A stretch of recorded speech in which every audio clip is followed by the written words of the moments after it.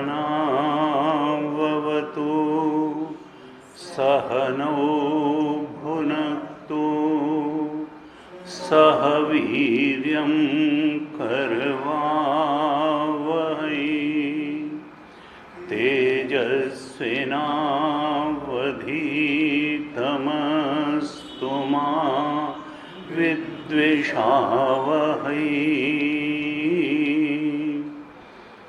ओम शांति शांति शांति। सदाशिवसमारम्भां शङ्कराचार्यमध्यमाम् अस्मदाचार्यपर्यन्तां वन्दे गुरुपरम्पराम्।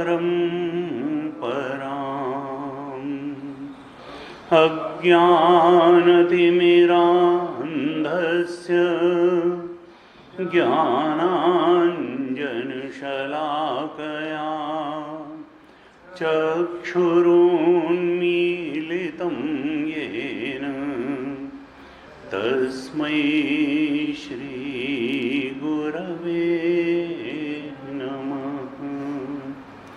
तस्मै श्रीगुरवे नमः। शांति मंत्र का पाठ। ओम भद्रं कर्णेभिः शृणुयाम देवाः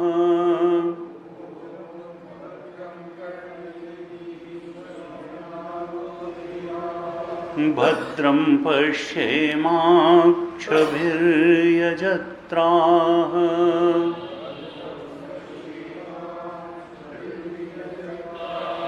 स्थिरैरङ्गैस्तुष्टुवागंसस्तनूभिः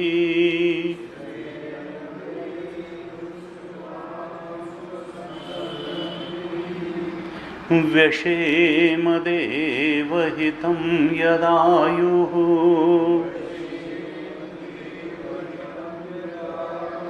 स्वस्ति न इन्द्रो वृद्धश्रवाः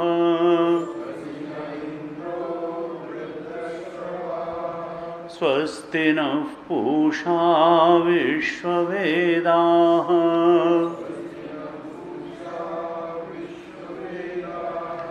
स्वस्ति नस्तार्क्ष्यो अरिष्टनेमिः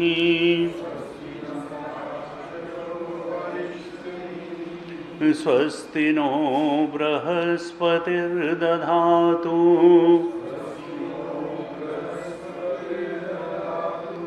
ओम शांति शांति शांति।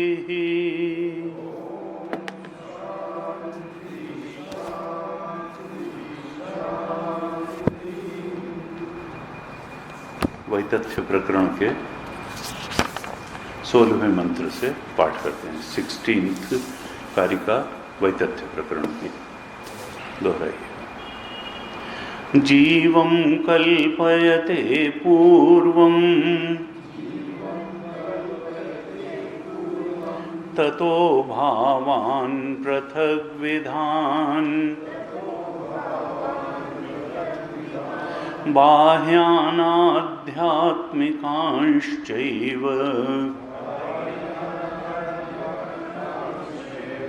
यथा विद्यस्तथा स्मृतिः अनिश्चिता यथा रज्जुः अंधकारे विकल्पिता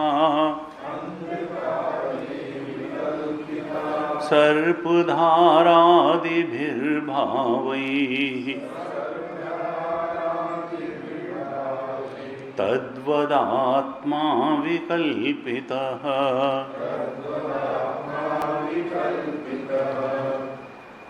निश्चितायां यथा रज्ज्वां विकल्पो विनिवर्तते रज्जुरेवेति चाद्वैतम् तद्वदात्मविनिश्चयः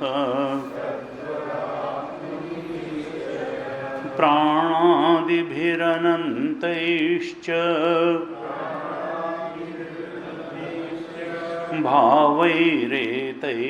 भावैरेतैर्विकल्पितः मायैषा तस्य देवस्य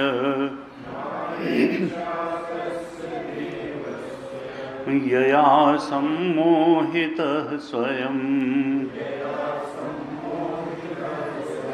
प्राण इति प्राणविदः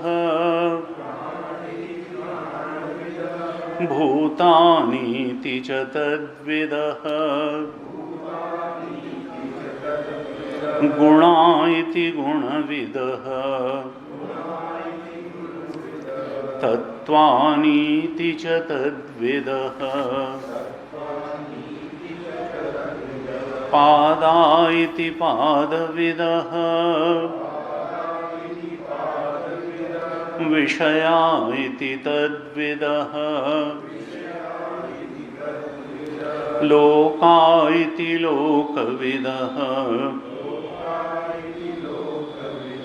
देवा इति च तद्विदः वेदा इति वेदविदः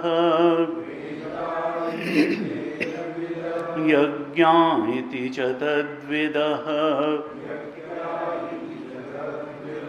भोक्तेति च भोक्तृविदः भोज्यमिति च तद्विदः सूक्ष्म इति सूक्ष्मविदः स्थूल इति च तद्विदः मूर्त इति मूर्तविदः अमूर्त इति च तद्विदः काल इति कालविदः दिश इति च तद्विदः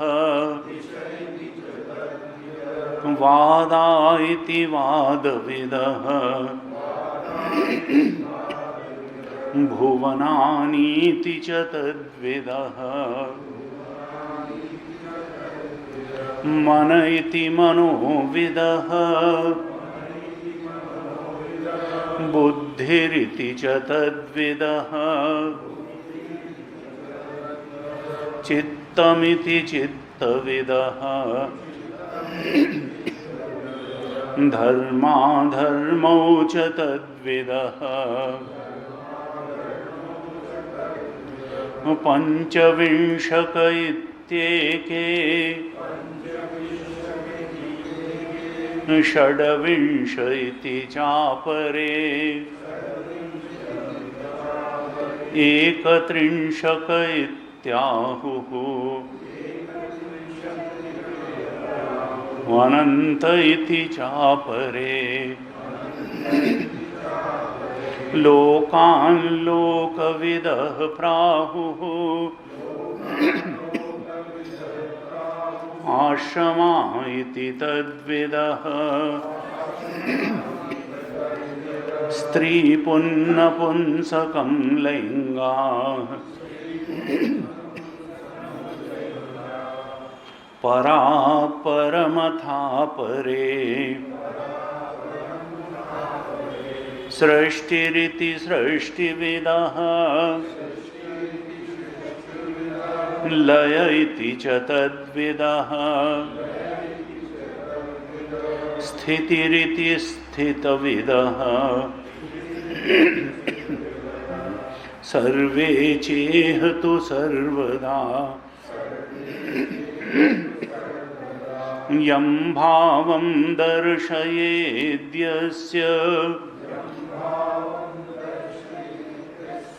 तं भावं स तु पश्यति तं चावति स भूत्वासौ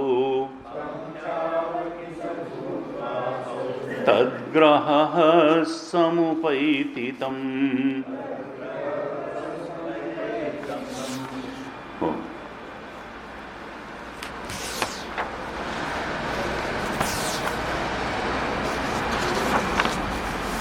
सोलहवें मंत्र में, 16वीं कारिका में गौड़पादाचार्य जी ने जो जीव की एक मूल भ्रांति है उसका उल्लेख किया। जीव की कहें, हमारी कहें, और वो मूल भ्रांति क्या है, मूल कल्पना क्या है कि हमने अपने को जीव मान लिया। जीवम कल्पयते पूर्वम, सबसे पहले जीवत्व की कल्पना हुई। उस एक अखंड सर्वव्यापक चेतन में जो हमारा स्वरूप था, वास्तविक स्वरूप है, अभी भी है, पहले भी था और हमेशा रहेगा, उस सच्चिदानंद एक अखंड सर्वव्यापक स्वरूप में एक कल्पना हो गई, भ्रांति हो गई जीवत्व की। जीवत्व का अर्थ क्या है कि अहम भोक्ता, अहम कर्ता, मैं करता हूं और मैं भोगता हूं। अब बस कर्म और भोग के चक्कर में ये जीव पड़ गया। और ये जीव है क्या? चेतन। मतलब इस कल्पना में बंधा कौन? वही चेतन जो एक अखंड सर्वव्यापक था। अब कई बार ये चीज नहीं समझ में आती कि जब वो था तो वो बंधा कैसे? तो वेदांत कहता है, देखो, इसीलिए वेदांत की ख्याति अनिर्वचनीय ख्याति कही जाती है। अगर तुम क्यों बंधा ये ढूंढने जाओगे तो उसका कारण मिलेगा नहीं, क्योंकि यहां एक कॉन्सेप्ट है अनादि का।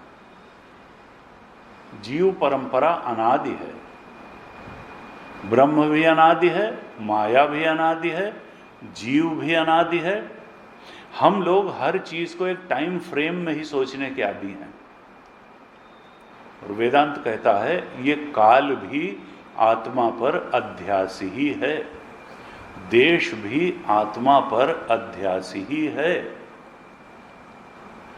इसलिए ये किसी काल विशेष में वो आत्मा जीव बनी, ये खोजने का कोई मतलब नहीं है। लेकिन ये एक तथ्य है कि हम जीव बने पड़े हैं और कर्तृत्व भोक्तृत्व हमारे अंदर है, चेतन हमारे अंदर है, और उस जीवत्व के कारण, कर्तृत्व भोक्तृत्व के कारण हम संसरण में फंसे हुए हैं और दुख भोग रहे हैं। परिस्थिति से परिस्थिति के संसरण में पड़े हैं, मन स्थिति से मन स्थिति के संसरण में पड़े हैं, और एक शरीर धारण करने से दूसरे शरीर धारण करने के संसरण में पड़े हैं। मृत्योः स मृत्युम गच्छति या इह नाना इव पश्यति, कठोपनिषद में कहा। वो मृत्यु से मृत्यु को ही प्राप्त होता रहता है। जो यहाँ एक तत्व का दर्शन नहीं कर पाता, उस एक अखंड सर्वव्यापक चेतन का दर्शन नहीं कर पाता और अनेकता का ही दर्शन करता रहता है। का देखो, ये कब चेतन महाराज जीव बने ये खोजने की जरूरत नहीं है, क्योंकि जीव की भी अनादि परंपरा है। कर्म परंपरा अनादि है, भोग परंपरा अनादि है, जीवत्व की परंपरा अनादि है, अविद्या अनादि है, माया अनादि है और ब्रह्म भी अनादि है। ये सब अनादि हैं, 6 चीजें, 5-6 चीजें। लेकिन इनमें अनंत केवल ब्रह्म है, बाकी सब ज्ञान बाध्य हैं। जैसे ही ज्ञान द्वारा अविद्या का नाश होगा, अज्ञान का नाश होगा, जीवत्व तो कहाँ चला गया? उसका उसी तरह से नहीं पता चलेगा जैसे रस्सी का ज्ञान होते ही सर्प कहाँ चला जाता है इसका पता ही नहीं चलता। असल में तो वो वहाँ था ही नहीं, तो जाएगा, अज्ञान के कारण उसकी प्रतीति ही थी। तो सत्य तो ब्रह्म तत्व है, एक अखंड सर्वव्यापक आत्मा ही सत्य है। इसमें सबसे पहले जीवत्व की ही कल्पना होती है और उसके बाद उस जीवत्व की कल्पना के लिए ही अनेक अनेक कल्पनाएं होती चली जाती हैं, क्योंकि वो तो भोगता है, भोग के लिए विषय चाहिए, संसार चाहिए, शरीर चाहिए, मन चाहिए, अंतःकरण चाहिए। अंतःकरण भोग साधन है, शरीर भोगायतन है, यहाँ बैठ के वो चेतन भोग करेगा। कहाँ जगत चाहिए जहाँ विषयों का भोग करेगा, वहाँ विषय पदार्थ चाहिए, अनुकूल प्रतिकूल तमाम परिस्थितियाँ चाहिए भोग की। तो ये सब चक्कर चलता है, लेकिन इसका इस सब कल्पना का मूल कारण क्या है? जीवम कल्पयते पूर्वम, कि वो जो एक अखंड सर्वव्यापक चेतन था उसने अपने को जीव मान लिया। हमने पहले भी चर्चा की कि देखो, जब तक इस जीवत्व की कल्पना पर कुठाराघात नहीं होगा, मूले आघाता नहीं होगा, तब तक बीच से किसी चीज को मिथ्या कहने का कोई बात बनती नहीं है। जब एक बार जीवत्व सत्य मान लिया तो फिर मन को असत कैसे कहेंगे, फिर शरीर और इंद्रियों को असत कैसे कहेंगे, फिर आँख की रोशनी कम हो जाती है और चश्मा लगाने से बढ़ जाती है, इसको असत कैसे कहेंगे, फिर भूख लगने पर भोजन से तृप्ति मिलती है, इसको असत कैसे कहेंगे। तो देखो, जब तक मूल कल्पना पर कुठाराघात नहीं होगा तो बीच से किसी कल्पना को मिथ्या कहने का फिर कोई मतलब नहीं है और कहीं भी नहीं जा सकती है। और अगर मूल बात को कल्पना समझ लिया तो फिर बात की बातों को भी उनके दिखते रहते और अनुभव में आते हुए भी कल्पना समझना कोई कठिन बात नहीं है। कहा जीवम कल्पयते पूर्वम ततो भावान पृथक विधान, उसके बाद जीव कल्पना के बाद तमाम बाह्य और आध्यात्मिक दृश्य पदार्थों की कल्पना हो जाती है। अंदर मन में भी हैं पदार्थ, बाहर हैं, सपने में भी मन में पदार्थ हैं और बाहर पदार्थ हैं, सब पदार्थों की कल्पना होती चली जाती है। और फिर क्या है? यथा विद्या तथा स्मृति, जैसी जिस जीव की विद्या होती है, जैसा उसका ज्ञान होता है, वैसी उसकी स्मृति होती है। भूख लगने से पर भोजन पाने से तृप्ति हो जाती है। हेतु और फल का विज्ञान, हेतु विज्ञान अन्नपान से तृप्ति हो जाती है। अन्न हेतु है और फल है तृप्ति। तो ये हेतु विज्ञान और फल विज्ञान यही चल रहा है संसार में। हेतु विज्ञान, फल विज्ञान, हेतु विज्ञान, फल विज्ञान। अन्न हेतु है और फल है तृप्ति। पानी हेतु है तो फल है प्यास का बुझना। दवाई हेतु है तो फल है रोग का ठीक होना। सारा ये हेतु और फल और उनके संबंध के विज्ञान से ईटा रखते रखते दीवार बन जाती है घर में। हेतु और विज्ञान और उनके संबंध में ही सारी सृष्टि चल रही है। और फिर जिसका जैसा विज्ञान, जो इंजीनियरिंग पढ़ने गया, तमाम हेतु विज्ञान, हेतु और फल विज्ञान उसने वहाँ पर पढ़े और वैसी ही उसकी स्मृति हो गई। उससे कहो जरा दवाई दे दो तो वो हेतु और फल विज्ञान वो नहीं जानता है, वो दवाई नहीं दे पाएगा, लेकिन वो पुल निर्माण में, सड़क निर्माण में कुशल होगा। हेतु और विज्ञान, हेतु विज्ञान और फल विज्ञान और उनका संबंध उसको मालूम है। वैसी यथा विद्या तथा स्मृति, जैसी जिसकी हेतु और फल विज्ञान की जानकारी होती है, उसके संबंध की जानकारी होती है, वैसी ही उसकी स्मृति होती है। वैसा ही उसका फिर कर्तव्यता विज्ञान भी बनता है। एक बार मालूम पड़ गया कि भूख लगने पर अन्न खाने से तृप्ति हो जाती है।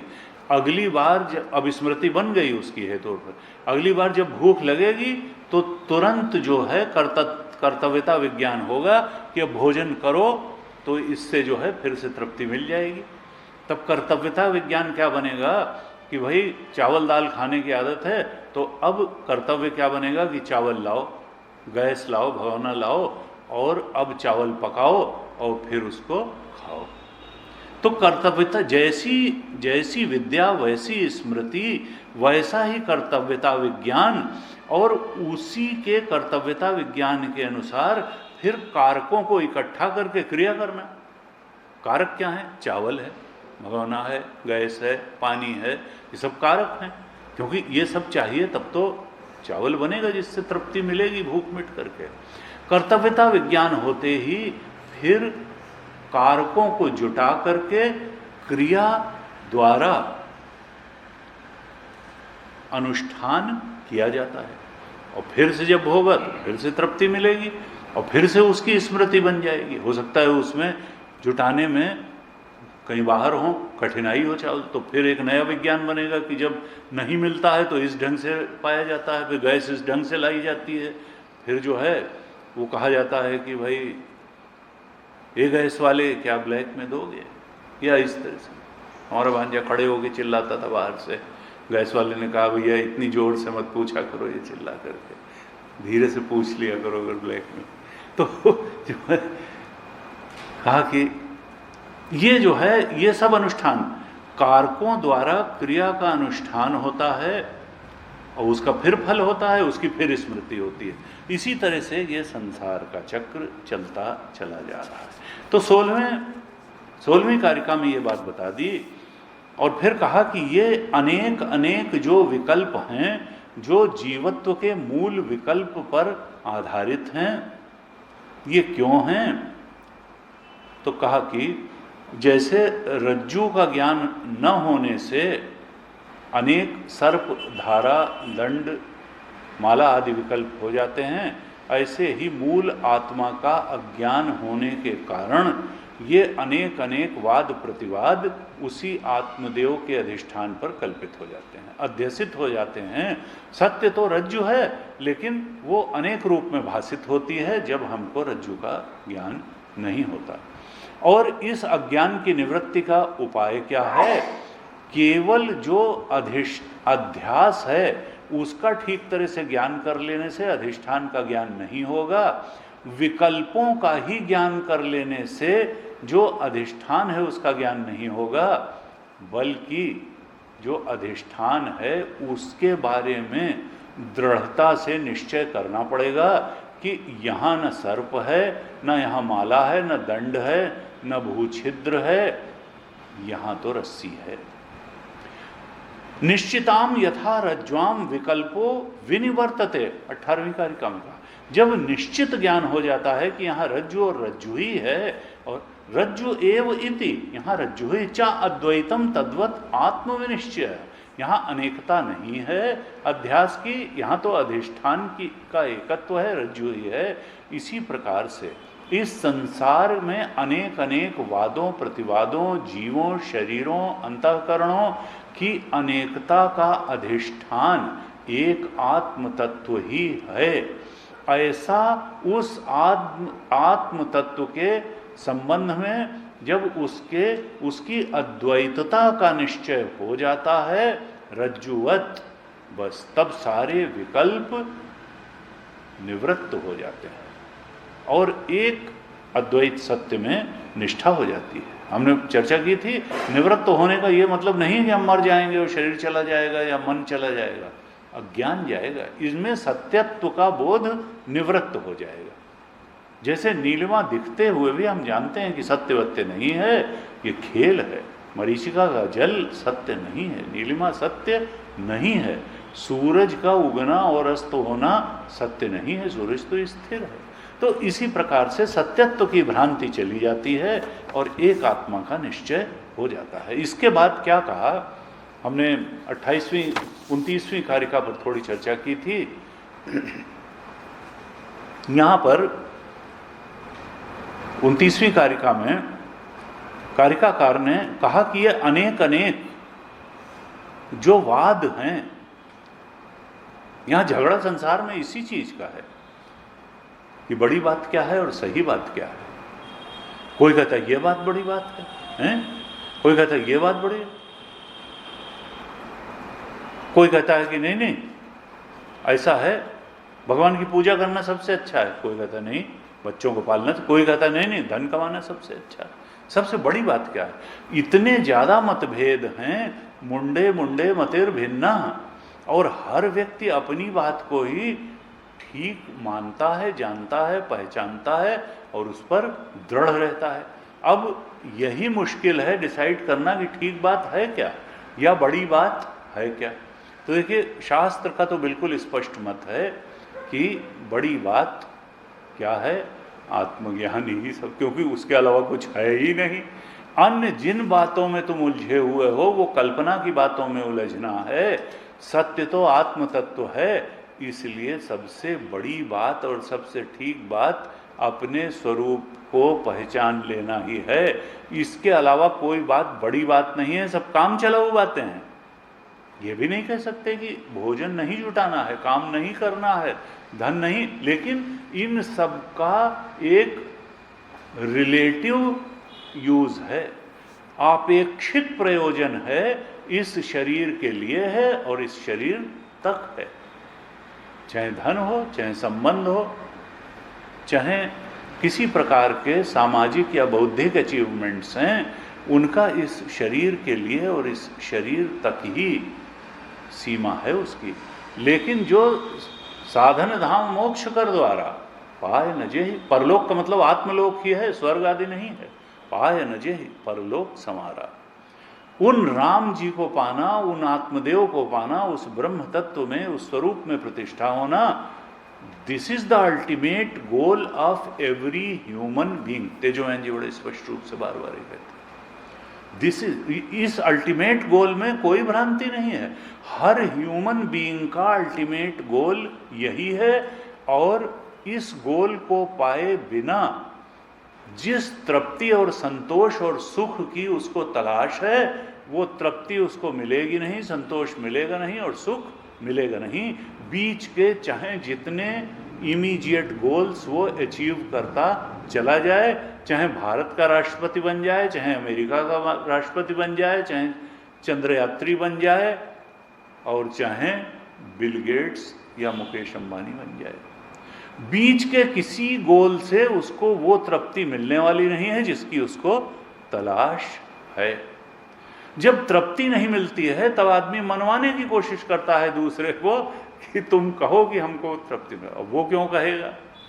बहरहाल, तो ये कारिकाकार कहते हैं कि देखो जीवम कल्पयते पूर्वम, पहली गलती जो है कि हमने अपने को जीव मान लिया, उसके बाद ये अनेक अनेक वाद फिर खड़े होते हैं। ये वाद मान्यताओं और कल्पनाओं से बढ़कर के कुछ नहीं है, सत्य तो आत्मबोध ही है। वो जो जीवत्व का भी अधिष्ठान है आत्मा, सत्य तो वही है। जब जीव ही कल्पना है तो उस जीव द्वारा गढ़ी गई मान्यताएं कहाँ से सच हो जाएंगी, वो कहाँ से सत्य हो जाएंगी, वो परमार्थ नहीं हो सकती, वो तत्व नहीं हो सकती। और फिर 29वीं कारिका में क्या कहा था कि देखो ये जो आत्मा ही सत्य है और आत्मा ही तत्व है और आत्मा ही परमार्थ है और आत्मा ही इस जीव का परम प्राप्तव्य है और आत्मा हमारा स्वरूप ही है और आत्मा एक अखंड सर्वव्यापक है, एकमात्र सत्य है।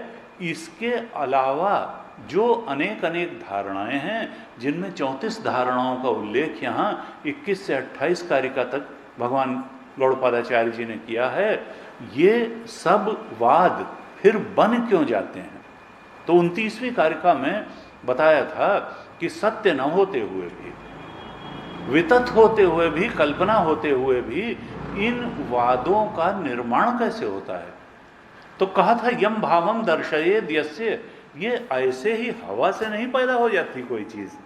कहा देखो, चाहे तो व्यवस्थित रूप से किसी गुरु के द्वारा, आचार्य के द्वारा कुछ बताया जाता है, या अव्यवस्थित रूप से माता पिता पड़ोसी बातचीत के दौरान व्यक्ति में कुछ मान्यताएं बन जाती हैं। कोई न कोई स्रोत जरूर होता है मान्यता का, लेकिन वो सच्चा स्रोत नहीं होता।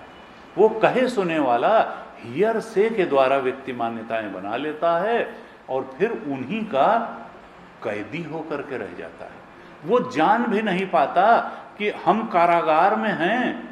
उसको लगता है कारागार में जब कैदी रहता है तो सुरक्षित भी रहता है, उसको खाना भी मिलता है, उसको कपड़ा भी मिलता है। इसी तरह से ये जीव अपनी गलत मान्यताओं के कारागार में कैदी बनकर के जीवन पर्यंत बैठा रहता है और वो जान ही नहीं पाता कि हम कैदी हैं, हम कारागार में हैं। अपने द्वारा ही बनाई गई मान्यताओं के कारागार में हमने अपने को कैद कर रखा है। हमको भोजन पानी सब मिल रहा है, इसका मतलब ये नहीं है कि हम कैदी नहीं हैं। और उस कैद से मुक्त होने के लिए मांडुक्य और गौड़पादाचार्य जी का आह्वान है कि देखो, इन गलत कल्पनाओं, मान्यताओं, वादों के कैदी बनकर के मत रहो, इन जंजीरों को तोड़ दो। ये आत्मनिर्मित कल्पना की जंजीरों को तोड़ो और खुली हवा में सांस लो। तुम्हारे लिए तो अनंत आनंद प्रतीक्षा कर रहा है। तुम तो अमृत पुत्र हो। तमसो मां ज्योतिर्गमय। तुम इस कल्पनाओं के अंधकार से आत्मा के अनंत प्रकाश की ओर बढ़ो। मृत्यु और मां अमृतोगमय। तुम तो अमृत पुत्र हो। तुम कहां जन्मने मरने वाले, तुम तो अमर तत्व आत्मबोध में प्रतिष्ठित हो जाओ। कहा यम भावम दर्शयेद यस्य, जिस, और देखिए यहां पे विदुह विदुह कहा है बार बार। ये नहीं कि उसको डिग्रेड कर रहे हैं गौड़पादाचार्य जी। उसने देखा है, सुना है, जांचा है, परखा है, तब ये मान्यता बनाई है। विदुह, विदुह एक सम्मानजनक शब्द है, बार बार हमने पाठ कराया तो आपने देखा होगा कि विदुह आ रहा है, यानी वो विद्वान है। उसने सोच समझ करके मान्यता बनाई है, लेकिन सोचना समझना भी गलत ढंग का हो गया, इसलिए गलत मान्यता बन गई। वो विचार पूर्वक है, लेकिन चूंकि सद्गुरु और सदशास्त्र के प्रकाश में वो मान्यता नहीं बनी। कहा यम भावम दर्शयेद यस्य, किसी का सद्गुरु उसको जिस भाव को, जिस सत्य को लखा देता है, तम भावम सतुपश्यति, वो साधक फिर अभ्यास के द्वारा उसी भाव से सारी सृष्टि को देखना शुरू करता है। अपने शरीर को, अपने मन को, बाहर के पदार्थों को, अंतर्बाह्य पदार्थों की अनेकता को उसी दृष्टि से देखता है जिस दृष्टि से उसका गुरु, अब वो गुरु माता पिता भी हो सकते हैं, कोई सदगुरु भी हो सकता है, कोई टीचर हो सकता है, कोई पड़ोसी हो सकता है, कोई हो सकता है, जो लखा देता है उसी भाव से दिखाता है। और तम च अवति सभूत्वासो, और कहा यही नहीं है, जब वो उसको परमार्थ मानता है, तत्व मानता है, सब कुछ मानता है, तो परमात्मा उसी भाव के रूप से प्रकट होकर के जीवन पर्यंत उसकी रक्षा भी करते हैं। ऐसा नहीं कि उसको कुछ मिलता नहीं, उसकी रक्षा भी करते हैं। और तद्ग्रह समुपैतितम, उसी भाव से ग्रहित होकर के, तद्ग्रह, जैसे उसका मन, जैसे किसी को भूत पकड़ ले, इस तरह से उस भाव से ग्रहित कर लिया जाता है। उसको उसके अलावा कुछ बात ही समझ में नहीं आती, कुछ दिखाई ही नहीं पड़ता। तद्ग्रह, और फिर वो उसी भाव में जाकर के को प्राप्त भी करता है। ऐसा नहीं है, जिसने विष्णु जी को माना वो कहेगा कि अब हम वैकुंठ जाकर के उनके समान पीताम्बर वगैरह पहन करके वहाँ रहेंगे। और इसको वेदांत बहुत नकारता भी नहीं है, केवल ये कहता है एक बीच की स्थिति ये है। कोई अगर धन में बहुत निष्ठा, उसको परमार्थ मान, तो निश्चित रूप से उसको धन मिलेगा और धन के फायदे भी मिलेंगे और सब मिले, लेकिन वो परमार्थ नहीं है। बस गलती ये है कि जो बीच की एक चीज थी उसको उसने तत्व मान लिया, परमार्थ मान लिया, इसलिए वो उस परम आनंद की प्राप्ति, परम सत्य की अनुभूति और परम चेतन के बोध से वंचित रह गया, जो कि कारिका का और उपनिषद का प्रयास है। भगवान ने गीता में कहा, यो यो याम याम तनुम भक्तः श्रद्धया अर्चितुम इच्छति तस्य तस्याचलाम श्रद्धाम तामेव विदधाम्य हम। 7वें अध्याय का 21वां श्लोक। कहा यो यो याम याम तनुम भक्तः, जो जो मेरा भक्त मुझको जिस जिस रूप में भजता है, अगर पीपल में मान के भजा तो मैं पीपल में ही उपस्थित होकर के वहीं से उसको जो है फल देता हूँ, लेकिन देता मैं ही हूँ। वो समझता है पीपल ने दिया, वो समझता है मूर्ति ने दिया, दिया मैंने ही है। श्रद्धा पूर्वक मेरा जो जिस जिस रूप में जो भजन करता है मैं उसकी श्रद्धा को वहीं स्थिर कर देता हूँ, मैं हटाता नहीं हूँ, फल उसको देता हूँ, देने वाला मैं हूँ। वो समझता है कि यहाँ से मिल रहा है। तामे वो वेदराम में हम कहा सतया श्रद्धया युक्त तस्याराधन मीहते लभते च ततः कामान मयैव विहितान ही। वो समझता है कि वहाँ से उसकी कामनाएं पूरी हो रही हैं, असल में कामनाएं पूरी करने वाला तो मैं ही हूँ। असल में तो कामनाएं ही मिथ्या हैं, जब जीवत्व के बाद ही तो कामनाएं होती हैं। कहा तो अब क्या है कि कौन कौन से वाद हैं, वाद बनते कैसे हैं, जो मूल सत्य है उससे हट करके व्यक्ति किन किन बातों को परमार्थ मान लेता है, तत्व मान लेता है, सत्य मान लेता है, उसकी समाज में क्या धारणाएं हैं, लोक में और शास्त्र में। उन 34 धारणाओं के बारे में 21 से 28 कारिका तक गौड़पादाचार्य जी ने कहा। हमने पिछली कक्षा में कुछ 7-8 वादों के बारे में थोड़ा विचार किया था कि ये वाद हैं जरूर, लेकिन ये हैं कल्पना ही। उनका खंडन भी किया था और उनका थोड़ा विस्तार भी हमने किया था। कहा प्राण इति प्राण विदा। देखो कुछ लोग मान लेते हैं कि जो हिरण्यगर्भ है, तटस्थ ईश्वर है, वही परमार्थ है। तो नहीं, तटस्थ ईश्वर या हिरण्यगर्भ कैसे? प्राण का अर्थ है हिरण्यगर्भ, क्योंकि बिना किसी प्रेरणा के हिरण्यगर्भ क्यों सृष्टि करेगा, ईश्वर क्यों सृष्टि करेगा। कहा देखो ये कर्म और भोग की जीवों की वासना जब परिपक्व होती है तो वो माया में हलचल मचाती है मूल प्रकृति में, और उसके कारण फिर गुणों में विक्षोभ होकर के सृष्टि होती है, हिरण्यगर्भ समष्टि बुद्धि बनती है। तो ये वेदांत कहता है ऐसा नहीं है कि हिरण्यगर्भ के मन में आया और उसने सृष्टि बनी। लेकिन ये मानते हैं लोग कि ईश्वर भाई कौन है, सृष्टि का नियंता ईश्वर है। हम लोगों ने भी राम गीता में पढ़ा कि एक रचई जग गुण, ये माया की सृष्टि है। 2 तरीके की माया बताई। ताकर भेद सुनो तुम गो गोचर जहां लगी मन जाई, सो सब माया जान्यो भाई। और एक दुष्ट अतिशय दुख रूपा, जाबस जीव परा भव की। एक ने तो जीव को, उसी चेतन को जीव बना दिया, और वो ताबस वो जीव परा भव कूपा, संसार के कूप में ढकेल दिया। अब कूप में मजा ये है कि जब तक दूसरा वो आप चढ़ के नहीं निकल सकते हैं। कोई सदगुरु जो है हाथ बढ़ा करके रस्सी डाल के निकालेगा वहां से, तभी निकल सकते हो। ये भवकूप है।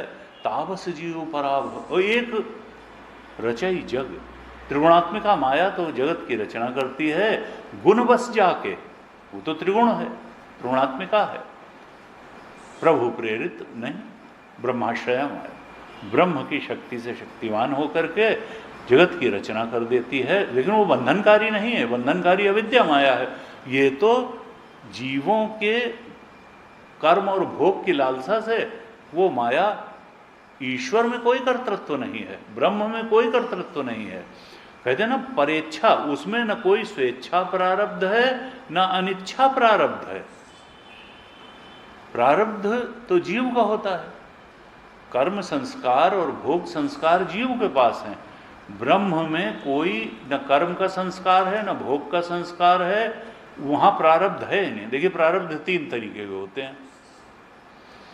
कैसे 3 तरीके के होते हैं? एक होता है स्वेच्छा प्रारब्ध, कर्म की और भोग की तमाम वासनाएं जन्म जन्मांतर से पड़ी हुई हैं, उनमें कोई वासना इच्छा बन करके मन में आ गई और फिर वो हट ही नहीं रही है।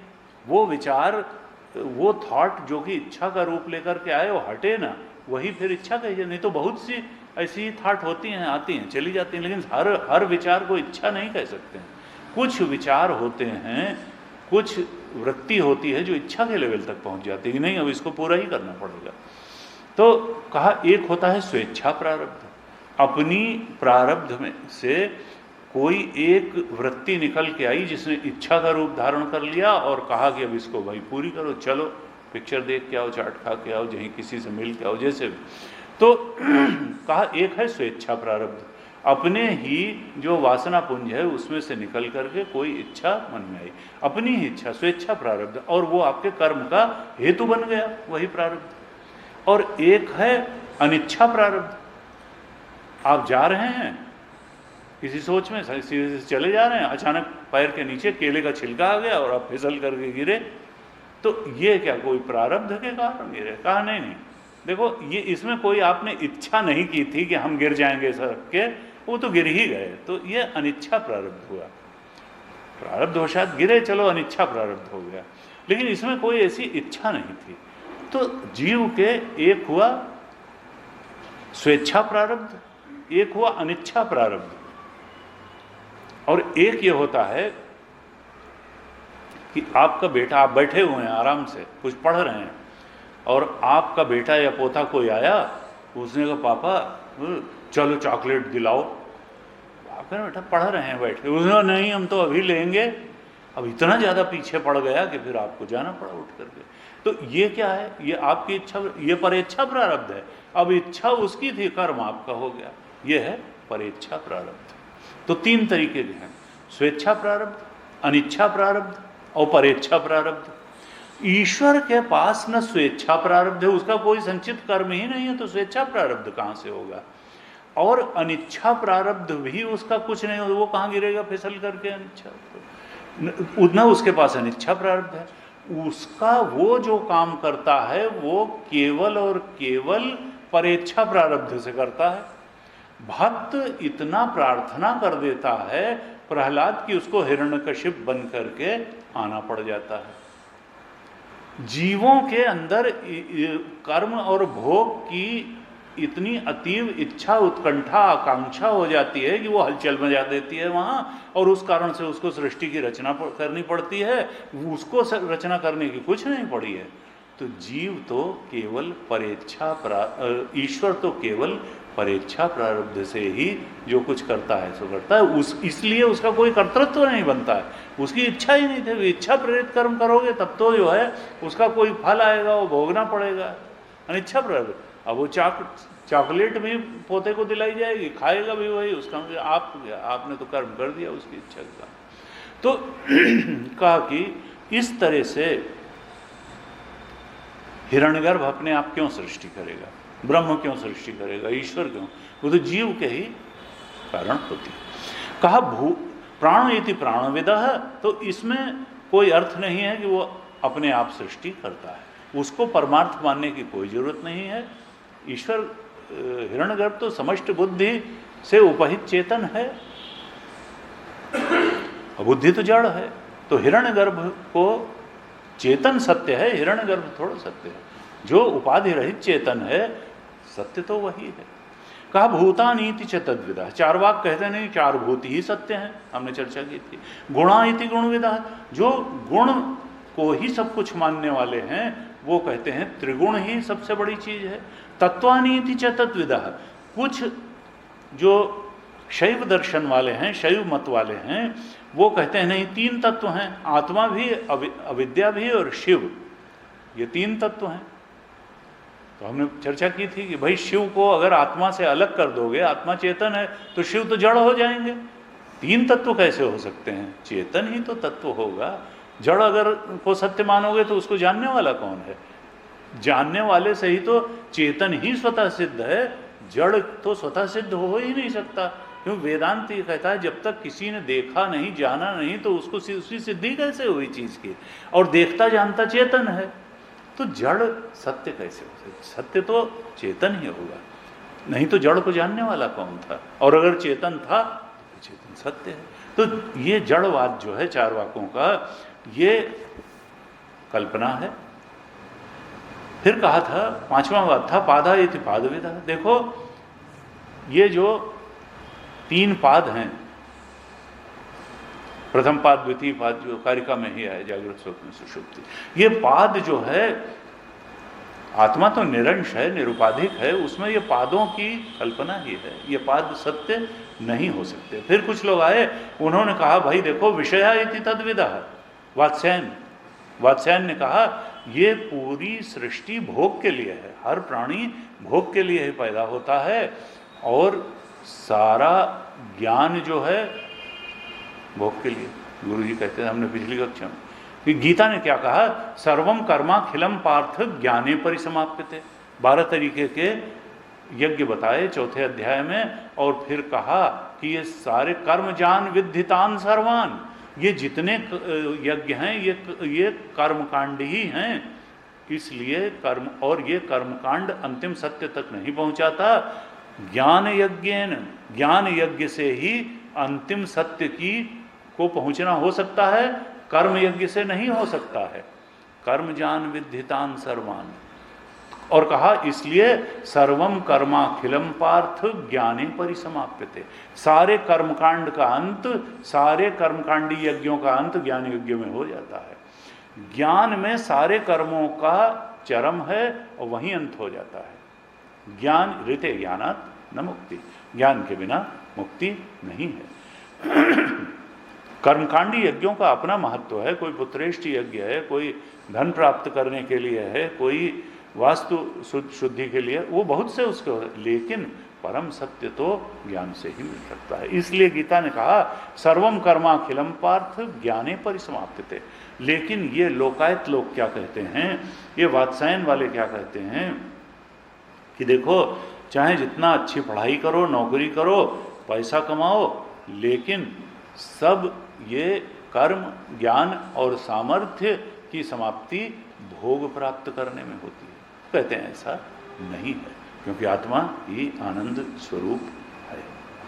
कहा लोका इति लोकविदा, ये जो कुछ लोग लोकों को ही सत्य मानते हैं कि देखो ये जो पृथ्वी लोक, स्वर्ग लोक, पाताल लोक, ये 3 लोक और उसमें रहने वाले जो वासी हैं वही सत्य हैं। कहा नहीं, ऐसा नहीं, सत्य तो आत्मा है, ये तो उपाधि है, ये तो अधिष्ठान अध्यास है, असली तो आत्मा है। लोका इति लोकवेदा, देवा इति च तद्वेदा। पिछली कक्षा में भी हमने चर्चा करी थी कि देवा इति, कुछ लोग कहते नहीं देव शक्तियां ही सब कुछ हैं।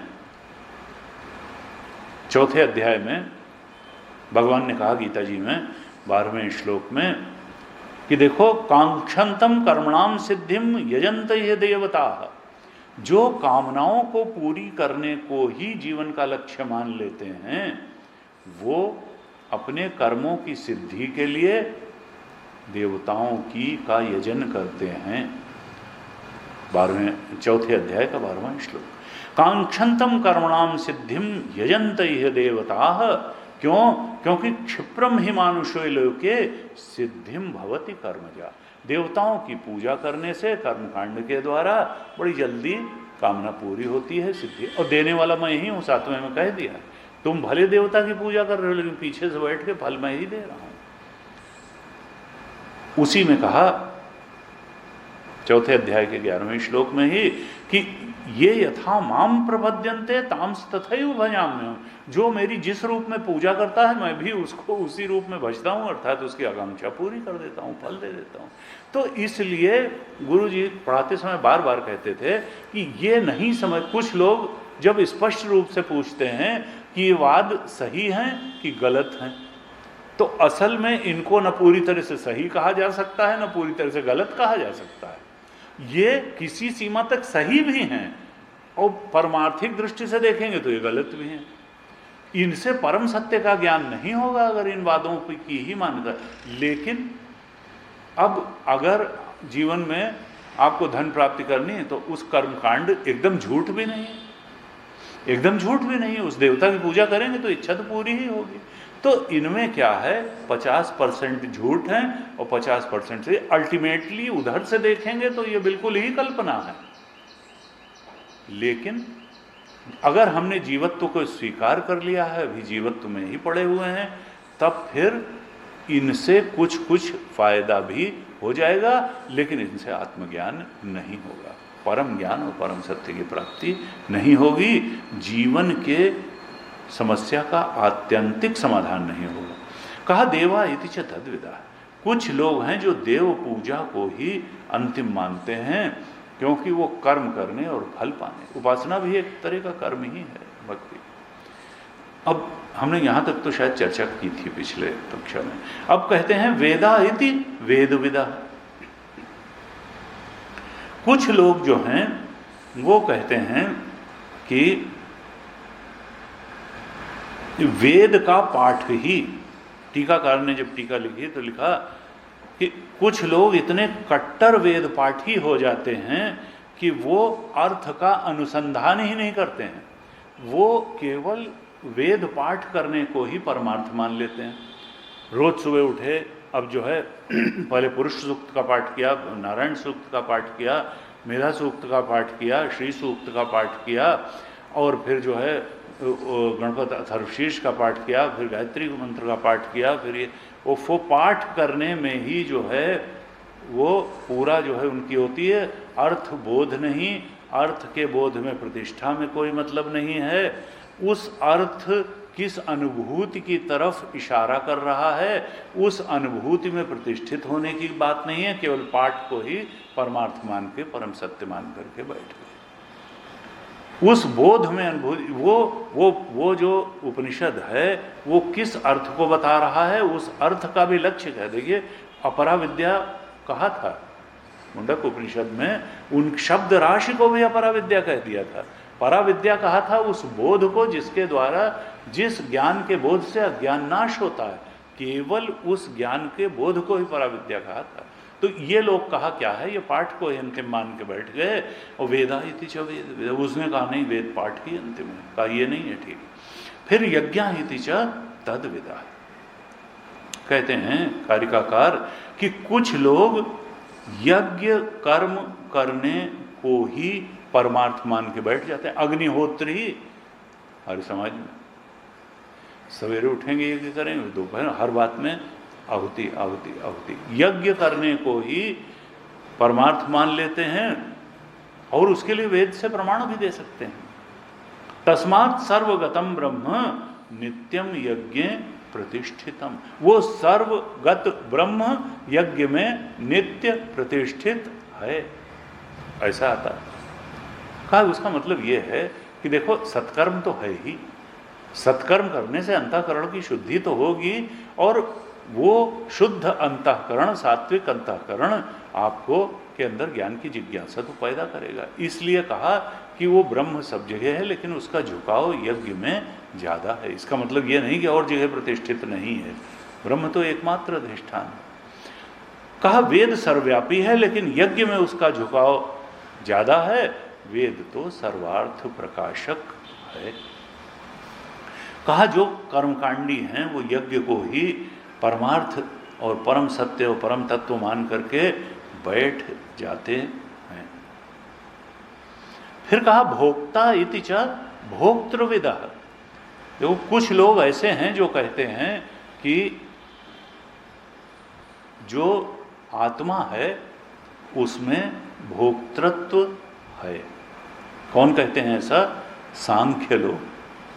सांख्य दर्शन में सांख्य वाले कहते हैं कि जो भोक्तृत्व है ये आत्मा का स्वभाव है, आत्मा भोक्ता है। वेदांत क्या कहता है कि भोक्ता और कर्ता जीव है, आत्मा में कोई भोक्तृत्व और कर्तृत्व नहीं है। लेकिन सांख्य मानता है कि आत्मा भोक्ता है, आत्मा में स्वभावतः भोक्तृत्व है। वेदांत कहता है कि देखो अगर किसी चीज में स्वभावतः, अग्नि में उष्णता स्वाभाविक है, तो क्या ऐसी अग्नि की कल्पना की जा सकती है जो उष्ण न हो? जल में जो उष्णता है ये स्वाभाविक नहीं होती। जल में अगर उष्णता है इसका मतलब वो है कि जल कहीं न कहीं अग्नि के संपर्क में आया होगा, इस कारण वो गर्म लग रहा है।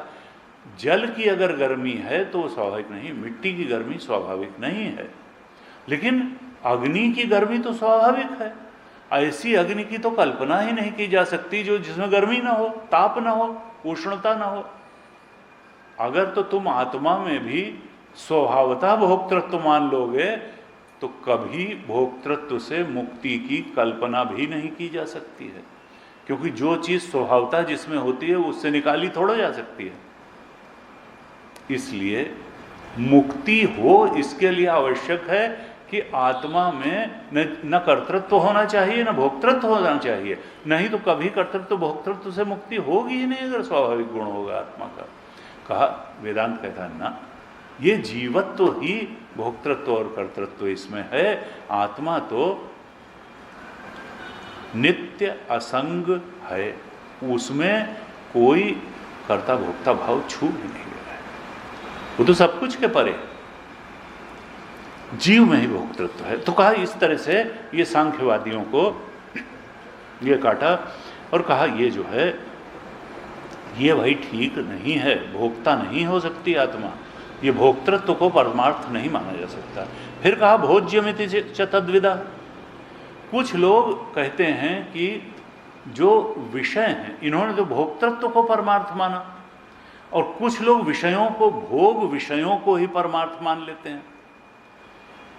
गुरु जी कहते थे ये आए 5 स्टार के शेफ, यहां टीकाकार ने भी कहा सूपकाराह तो भोज्यम वस्तु इति प्रति जानते, जो सूपकाराह हैं, ये शेफ की संस्कृत में क्या किया, सूपकाराह, हो सकता है सूप बनाते रहे हों पहले, तो सूपकाराह, सूपकाराह बढ़िया बढ़िया बनाते होंगे व्यंजन सूप, तो सूपकाराह, वो कहा वो लोग कहते हैं कि देखो तुम चाहे जो कर आओ, चाहे जितना ज्ञान प्राप्त कर लो, चाहे जितना पूजा कर लो, चाहे जो है जो कर लो, किस पद पे पहुंच जाओ, धन कमा लो, किचन इज अल्टीमेट शरण, अंतिम शरण जो है वो तो पाकशाला ही है, उसके बिना नहीं चलेगा। इसलिए इस जीवन में परमार्थ क्या है, अच्छे अच्छे व्यंजन, भोजन ही, भोज्य ही परमार्थ है, पाकशाला किचन ही परमार्थ है, व्यंजनों को खाओ और अपना खुश रहो, इस तरह का एक बात है। वो कहते हैं कुछ लोग होते हैं दोपहर का खाना खाया तुरंत चर्चा शुरू की शाम को खाने में भाई क्या बनेगा, भोजन ही परमार्थ हो गया, भोज्य पदार्थ ही परमार्थ हो गया। ये एक जो है बताया वाद। कहा सूक्ष्म इति सूक्ष्म विदः, कुछ लोग कहते हैं कि ये न्यायिक कैसा कहते हैं, न्याय दर्शन वाले क्या कहते हैं कि जो परमार्थ है, परम तत्व है, वो सूक्ष्म है, सटल है, वो सटल है, सूक्ष्म है।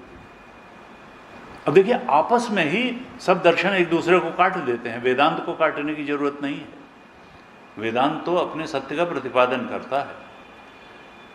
तो अब इनके विरोध में जैन आके खड़े हुए, जैनों ने क्या कहा कि अगर आत्मा सूक्ष्म होगी, परमार्थ तत्व सूक्ष्म होगा, आत्म तत्व को तुम सूक्ष्म मान रहे हो, तो ऐसा करो कि तुम लेट जाओ, लेट जाओ और अपने सिर की तरफ रखो बर्फ और पैर की तरफ जलाओ आग, तो देखो क्या होता है, सिर में क्या कैसा लगेगा, ठंडा, और पैर में कैसा लगेगा, गरम। तो और ये कब लगेगा, एक साथ लगेगा कि अलग अलग समय पे लगेगा, तो उनका एक साथ ही लगेगा। बर्फ सिर की तरफ रख लोगे, आग पैर की तरफ जला लोगे, तो पैर की तरफ लगातार गर्म ही लगेगा और सिर की तरफ लगातार ठंडा ही लगेगा। अब अगर ये आत्मा सूक्ष्म होती, किसी एक जगह बैठी होती, हृदय में कहो नाभि में कहो, तो वो कितनी जल्दी जल्दी शंटिंग करती कि एक तरफ जा करके जो है जल्दी से ठंडा अनुभव करी आई, दूसरी तरफ जा करके जो है गर्म ये तो अजीब जो है उसका एक ट्रैक पर जो है आना जाना हो जाता आत्मा का। ये तुम्हारी बात बिल्कुल गलत है कि आत्मा सूक्ष्म है। जैनों ने न्यायिकों पर कहा आत्मा क्या है, आत्मा मध्यम परिमाण वाली है, सूक्ष्म परिमाण की नहीं है, मध्यम परिमाण की है और देहव्यापी है। आत्मा मध्यम पर, वो चींटी की देह में जाती है तो चींटी का आकार, और हाथी की देह में गई तो हाथी के आकार की हो जाती है। ये मध्यम परिमाण की है और शरीर व्यापी है, देह व्यापी है, हर देह में चेतन एक तरह रहता है, ये सूक्ष्म नहीं है। इस तरह से कहा कि उन्होंने काटा एक दूसरे को। फिर आए चारवाक फिर आए, उन्होंने कहा कि नहीं, ये आत्मा सूक्ष्म नहीं है और ये मध्यम परिमाण वगैरह भी नहीं है, ये तो स्थूल है, क्योंकि वो तो पंचभूत को ही मानते हैं। पंचभूत के अलावा वो किसी चेतन को सत्य ही नहीं मानते। वो तो कहते हैं कि भाई, उन्होंने कहा चारवाकों ने कि आत्मा स्थूल है और ये शरीर ही आत्मा है। स्थूल का मतलब फिजिकल बॉडी, ये फिजिकल बॉडी ही आत्मा है, पंचभूत के अलावा कुछ है नहीं। इसीलिए उनका फिर भोगवादी भी आ गया है। पीत्वा पीत्वा पुनर्पीत्वा यावत पतत भूतलः उत्थाने च पुनर्पीत्वा पुनर्जन्म कुतो भव। देखो, जब स्थूल देह है तो यहीं रह गया, अब पुनर्जन्म कहाँ होना है? यहीं सब भोगो, ईट ड्रिंक एंड बी मेरी, पूरा भोग भोग करके, और ऋणम कृत्वा घृतम पिबेत, चाहे जैसे कियो करो, तुमको तो एंजॉय करना है। ऋणम कृत्वा घृतम पिबेत। तो कहा, चारवाकों ने कहा कि देखो, आत्मा ये जो स्थूल है यही आत्मा है, परमार्थ है, परम तत्व है। अब इस पर प्रश्न उठाया गया कि देखो, जब तक ये पंचभूत का शरीर था जिसको हम जीवित कहते हैं, तो वो तो चलता फिरता और चेतन दिखाई देता था। जब मर गया तो भी पंचभूत तो वहीं पड़ा है, तो फिर क्यों नहीं चलता फिरता है? अगर चेतन अलग गुण नहीं है तो मृत व्यक्ति में भी वो चेतन परिलक्षित होना चाहिए था, क्योंकि पंचभूत तो वही है। मृत देह में फिर चेतन क्यों नहीं परिलक्षित होता? इसका मतलब क्या है कि पंचभूत और परम तत्व अलग है। पंचभूत परमार्थ नहीं है, आत्मा नहीं है, चेतन नहीं है, सत्य नहीं है, तत्व नहीं है। तत्व तो कुछ और है जो इस शरीर के अंदर है। स्थूल वो नहीं है, वो तो स्थूल और सूक्ष्म सब कुछ के परे है। इस तरह से फिर अगला बात बताते हैं, मूर्त इति मूर्त विदा। कुछ लोग कहते हैं कि वो मूर्त है। मूर्त का मतलब क्या है? शरीरधारी है। शरीरधारी है का आत्मा शरीरधारी है। टीकाकार ने लिखा कि भाई, कुछ लोग कहते हैं कि नहीं, त्रिशूलधारी शिव ही परमार्थ हैं और वही तत्व हैं। कुछ लोग कहते हैं नहीं, चक्रधारी विष्णु ही परमार्थ हैं और वही तत्व हैं, वही आत्म तत्व हैं, वही परमार्थ तत्व हैं और वही सब कुछ हैं, वही अंतिम सत्य है। यहाँ का ये भी एक कल्पना है, धारणा ही है। तुलसीदास जी ने बहुत स्पष्ट रूप से कह दिया। देखो, ये जब उन्होंने कहा कि माया मनुष्यम हरिम माया मानुष रूपिणो, तो 3 बार कहा उन्होंने। ये माया से संभवामी आत्म माया। गीता ने भी कहा, मैं जो कृष्ण का चोला लेकर के आया हूँ, विग्रह लेकर के आया हूँ, ये मैंने अपनी माया से ही ये विग्रह धारण किया है। मैं मनुष्य रूप नहीं हूँ। कुछ मूर्ख मुझे मनुष्य मानते हैं। ये विग्रह तो दिखाई दे रहा। अब यहाँ काफ़ी टीकाकार ने लंबी चर्चा की है। कहा, देखो, ये विग्रह जो है,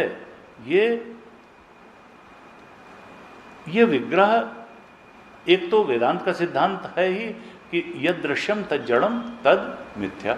जो दृश्य है वो जड़ है और वो मिथ्या भी है। तो जो अगर दृश्य मूर्त जो होगा वो दृश्य को ही तो मूर्त कहते हैं। तो इसका मतलब वो तत्व जो उसके अंदर शिव के है, असल में सत्य वही है। विष्णु जो के अंदर जो विष्णु तत्व है, जो आत्म तत्व ही है, जो हमारे अंदर भी है, सत्य तो वही है। जो विग्रह है, इसीलिए बचाने के लिए भक्त लोग भी कहते हैं लीला विग्रह। लीला के लिए एक विग्रह धारण किया उन्होंने, यानी विग्रह कहते ही, लीला विग्रह कहते ही ये वो भी स्वीकार कर लेते हैं कि ये परम सत्य नहीं है, ये तो लीला के लिए एक विग्रह उन्होंने धारण किया, और विग्रह एक टाइम पीरियड के लिए धारण किया। जिस स्वरूप से आए थे उसी स्वरूप में लौट गए, और वो तो शाश्वत है, वो तो अभी भी है, तब उसके पहले भी था लीला विग्रह धारण के, बाद भी रहा और आज भी है और आगे भी रहेगा। कहा तो मूर्त, लेकिन जो मूर्त मानने वाले हैं वो बहुत गहराई से आग्रह करते हैं, दुराग्रह करते हैं, ये मान्यता बनाते हैं कि नहीं, अरे उसमें भी हमने जैसी चर्चा की, नहीं वो कहते हैं बाल कृष्ण, ये बालक रूप राम कर ध्यान। तो ठीक है, उपासना के लिए ठीक है, लेकिन जब हम सत्य की खोज करने चलते हैं तब फिर सिद्धांत से हम समझौता नहीं करते हैं। कहते हैं कि ये माया मनुष्यम, लीला विग्रह हो सकता है लेकिन सत्य तो आत्मतत्व ही है। लेकिन फिर भी मूर्तित मूर्त विदा, जो मूर्ति को ही या विग्रह को ही परम सत्य मानने वाले हैं, वो कहते हैं कि परमार्थ तत्व मूर्त रूप है, आकार होना चाहिए कुछ। अमूर्त इति च तद्विदा। अच्छा, कुछ दूसरे एक्सट्रीम वाले हैं, वो कहते हैं कि वहाँ शून्य है, वहाँ कुछ है ही नहीं, अमूर्त। जैसे बौद्ध, शून्यवादी बौद्ध कहते हैं कि आत्मा सारे आकार से रहित है, निःस्वभाव है, और परमार्थ रूप असल में कुछ है ही नहीं, वहाँ तो शून्य है। रजनीश की कई किताबें, शून्य की नाव, शून्य के पार, शून्य का ये। वेदांत कहता है शून्य नहीं है, वो तो अस्ति भाति प्रियम है, वो तो सत चित आनंद है, वो जीरो नहीं है, वो सत्य है, वो शून्य नहीं है, वो सत्य है, वो चेतन है, वो आनंद है। असल में अस्ति भाति प्रियम वो तो है, उसको शून्य कहना वदतो व्याघात है, कॉन्ट्रडिक्शन इन इटसेल्फ है। It actually soul has the only existence, soul का, आत्म तत्व का ही एकमात्र अस्तित्व है, उसको शून्य नहीं कह सकते कि वो केले के छिलकों तने को उतारते जाओ शीत को शून्य मिल जाएगा, कि प्याज के छिलके उतारते जाओ अंदर शून्य, ऐसा नहीं है। वो एक्चुअल है, अस्ति है, भाति है, प्रियम है, उसी की वजह से सबका होना है।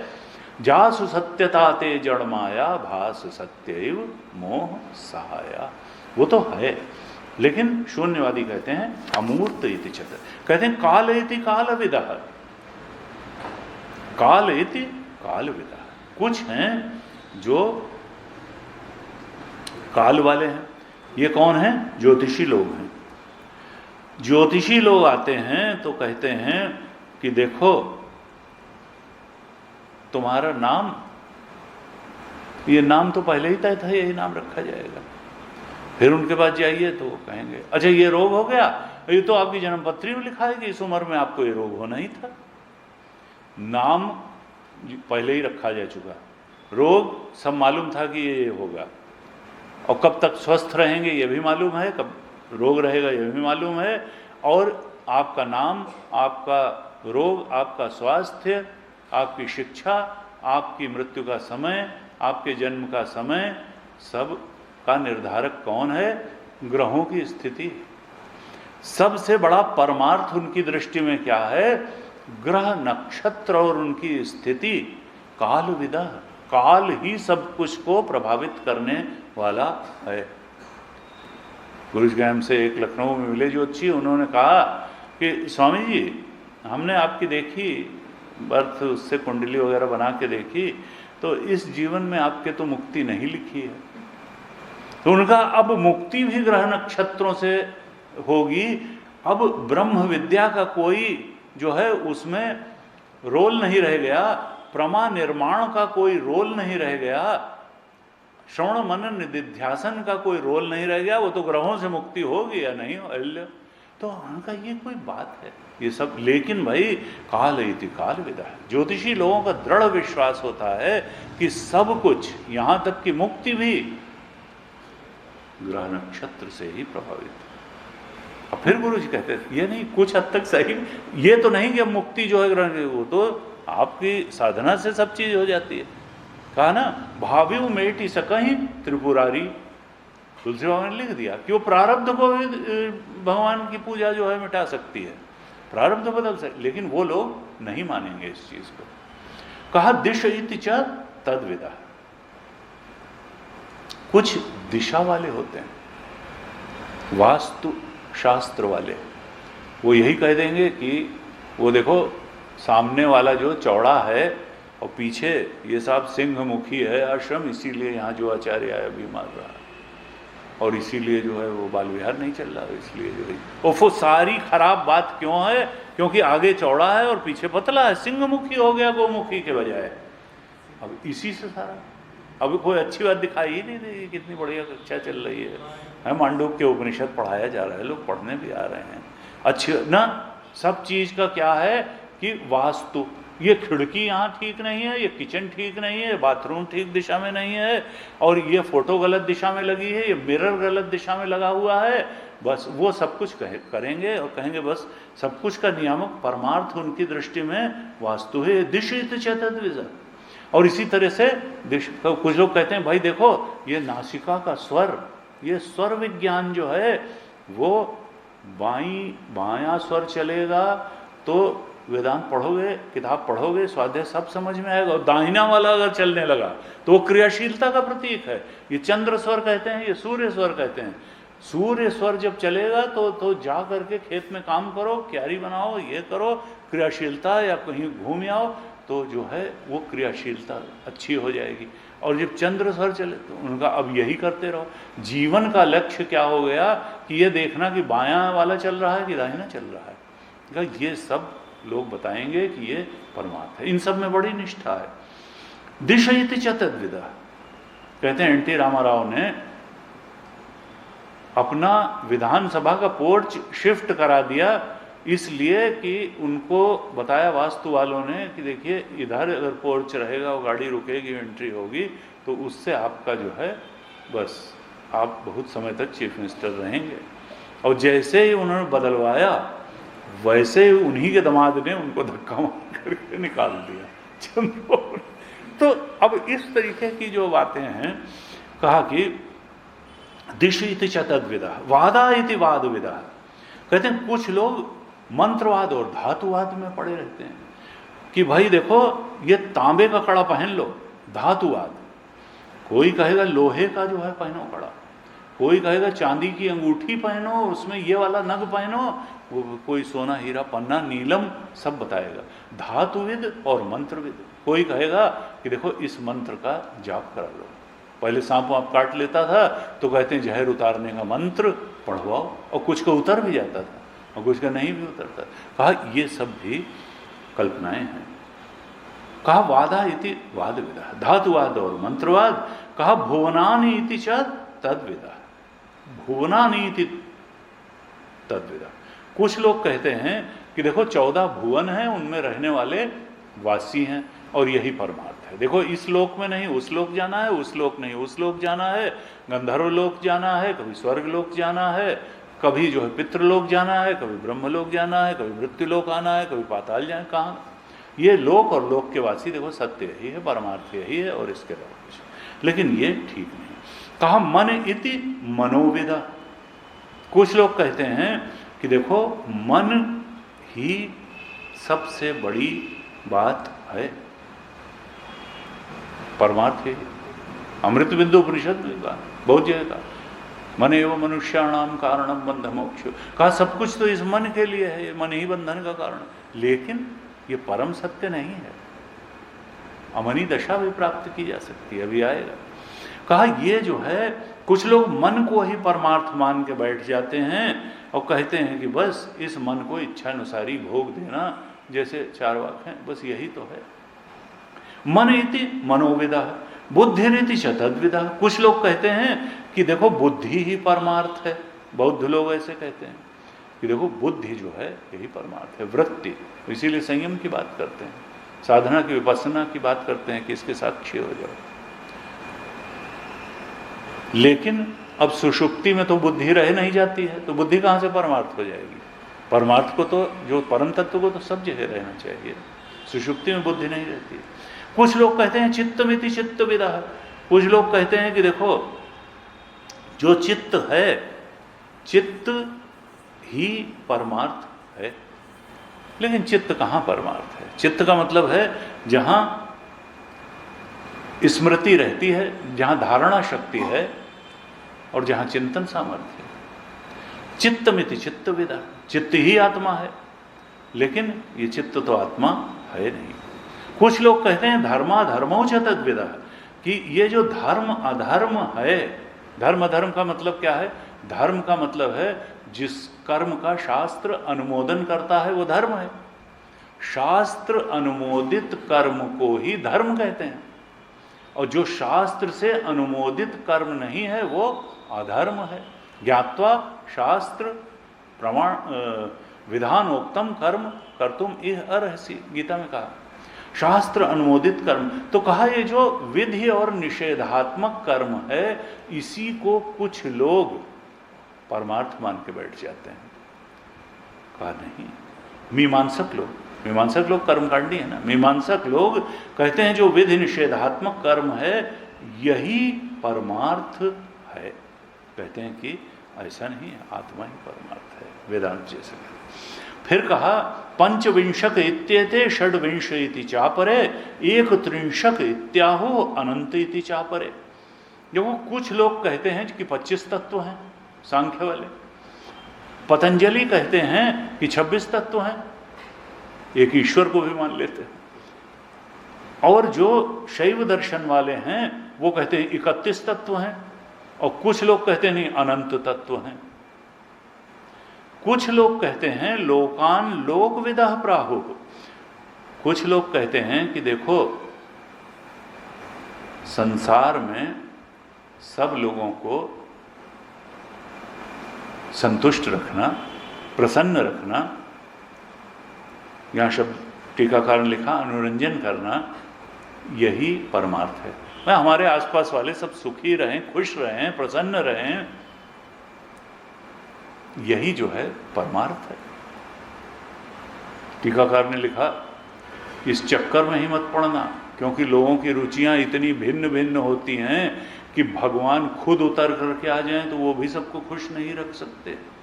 भगवान जब पानी बरसाता है तो किसान तो खुश होता है और उसको जो है उसको धन्यवाद देता है, और कुम्हार कहता है कहाँ से जो है बरसात दिया, सब गड़बड़ कर दिया। भगवान भी अगर उतर आवें तो सबको खुश नहीं रख सकते। इसलिए ये लोक के अनुरंजन को परमार्थ मान लेना ये तो बिल्कुल ही गलत बात है। कोई व्यक्ति नहीं है जो सबको खुश रख सके। लोकानुरंजन को परमार्थ नहीं माना जा सकता। कहा आश्रमा इति तद्विदा। कुछ लोग कहते हैं कि देखो ये जो 4 आश्रम हैं, ब्रह्मचर्य, गृहस्थ, वानप्रस्थ, यही परमार्थ है। कुछ जो वैयाकरण वाले हैं वो कहते हैं देखो 3 लिंग जो हैं, स्त्रीलिंग, पुल्लिंग और नपुंसक लिंग, यही परमार्थ है, वो वैयाकरण वाले। कुछ लोग कहते हैं पर अपरम अथा परे, देखो पर ब्रह्म और अपर ब्रह्म इन दोनों को जान लो, यही परमार्थ है। इस पर हम और चर्चा भी करेंगे। तो फिर कुछ लोग कहते हैं सृष्टि विदा लय। कुछ लोग कहते हैं सृष्टि रचना ही परमार्थ है। कुछ लोग कहते हैं नहीं सृष्टि का लय प्रलय ही परमार्थ है। कुछ लोग कहते हैं नहीं सृष्टि की स्थिति ही परमार्थ है। वेदांत क्या कहता है? जो चीज हुई ही नहीं उसको परमार्थ है। क्या सत्य से, चेतन से कोई सृष्टि हो भी सकती है? सदैव सौम्य इदम अग्रे आसीत एकमेव अद्वितीयम। जब एक अद्वितीय चेतन ही था, चेतन से कोई जड़ सृष्टि संभव, चेतन में द्वितीयता संभव भी है। देखो न सृष्टि रचना परमार्थ है, न प्रलय परमार्थ है, न सृष्टि का सस्टेनेंस, सृष्टि का रहना परमार्थ। परमार्थ तो आत्मा है, परमार्थ तो चेतन है। इस तरह फिर कहते हैं सर्वे चेतु सर्वदा। कुछ लोग कहते हैं, ये मैंने बताया 34वां अंतिमवा वाक्य 28वें श्लोक में बताते हैं कि कुछ लोग कहते हैं कुल धर्म हमारा जो है यही परमार्थ है, जो हमारे यहाँ परंपरा से माना जा रहा है, ऐसे ऐसे किया जाता है भाई, ऐसे व्रत करो, ऐसे जो है दिनचर्या रखो, ऐसे जो है पीपल के पेड़ की पूजा करो, और ऐसे जो है उस दिन चने का ये बनाओ, और जो कुल धर्म जो है वही ठीक है। हम बचपन में देखते हो छोटी छोटी कुलिया में वो इसमें जो है चने वाली बना के रखी, इसमें ये रखी, वो फिर वो दीवार पे पता नहीं क्या बनाया, उसका हरछठ देवी। फिर वो जो है कहानी है और कथा। खैर, तो ऐसा नहीं, देखिए ये सब 100% गलत भी नहीं है और 100% सही भी नहीं है। जब जीवत्व है तो फिर उसकी भी उपयोगिता है। कहा कुल धर्म, ग्राम धर्म, देश धर्म, जो पूजा पद्धतियां हैं, जो रीतियां हैं, उन्हीं को लेकिन परमार्थ मान के लोग बैठते हैं, ऐसा विवाद है। कहा ये सब क्या है? जब भाष्यकार ने भाष्य लिखा तो लिखा कि देखो ये प्राण से लेकर के स्थिति तक जितने वाद हैं, ये सब जीव की कल्पना होने के बाद ही हैं। ये सारी कल्पनाएं, इनमें मूल जीव की कल्पना है। ये सब वाद कैसे हैं? कहा ये सर्प स्थानी है, ये रज्जु स्थानी नहीं है। रज्जु स्थानी वही आत्म सत्य वाला ही है। ये जितने 34 वाद बताए, ये सब सर्प स्थानी हैं, ये अध्यास हैं, ये भ्रांति हैं। और ये क्यों हैं? आत्मा के सही स्वरूप के अनिश्चय के कारण ये सब वाद हैं, कल्पनाएं हैं। और उसी आत्मा में जो सारे वादों से और विकल्पों से रहित है, आत्म तत्व सारे वादों से शून्य है, विकल्पों से रहित है, उसी अधिष्ठान आत्म तत्व में, उसी आत्म तत्व के अज्ञान के कारण ये सारे वाद अध्यसित हैं। ये सब सर्प स्थानी हैं, रज्जु स्थानी आत्मा है, अध्यसित है। कहा ये सारी कल्पनाएं उस आत्म तत्व के बारे में अनिश्चय के कारण ही आई हैं। उसके सही स्वरूप का निश्चय न होने के कारण, अविद्या से उस आत्म तत्व के सही स्वरूप का निश्चय न हो पाने के कारण ये सारी कल्पनाएं आ गई हैं। और ये जीव उन अपनी ही कल्पनाओं के कारागार में कैदी बन करके बैठ गया है। ये सारी धारणाएं उसको कैदी बना लेती हैं, तब तक बनाए रखती हैं जब तक उस कल्पना शून्य आत्मा का ज्ञान नहीं होता और उस ज्ञान में निष्ठा नहीं होती। तब तक व्यक्ति इन धारणाओं की कैद से छूट नहीं पाता है। भाष्यकार ने लिखा कि मैंने इन पर भाष्य नहीं लिखा। क्यों? क्योंकि 20 से 28 तक जो श्लोक हैं उनका एक पूंजीकृत, पिंडीकृत अर्थ यही है कि आत्म तत्व का निश्चय नहीं हो पाया और इस कारण ये सब कल्पनाओं की भ्रांति में जीव पड़ गया। यही पिंडीकृत अर्थ है। इसका अलग से हर एक का अर्थ करने की, हमने तो टीकाकार आनंदगिरी टीका से कुछ उल्लेख, आपको भाष्यकार ने भाष्य नहीं लिखा इन अर्थ को। उन्होंने कहा कि फल्गु प्रयोजन इसका फालतू हैं, ये इनका कोई एक्सप्लेनेशन देने का प्रयोजन नहीं बनता है, क्योंकि ये तो कल्पनाएं हैं। कल्पना, सत्य का एक्सप्लेनेशन दो, कल्पनाओं का क्या प्रयोजन है उसको एक्सप्लेन करने का, इसलिए नहीं लिखा भाष्य। कह दिया बस पिंडीकृत अर्थ यही है कि आत्म तत्व के अनिश्चय के कारण ये जीव इन कल्पनाओं का कैदी बन करके रहता है और उसको मालूम भी नहीं पड़ता कि हम इन कैदी हैं और कारागार में। इस प्रकार से करते हैं हम। अगली कक्षा में, अगले फ्राइडे को इन पर थोड़ा और विचार करेंगे, फिर आगे आज ओम पूर्णमदः पूर्णमिदं पूर्णात् पूर्णमुदच्यते पूर्णस्य पूर्णमादाय पूर्णमेवावशिष्यते। ओम शांति शांति शांति। हरि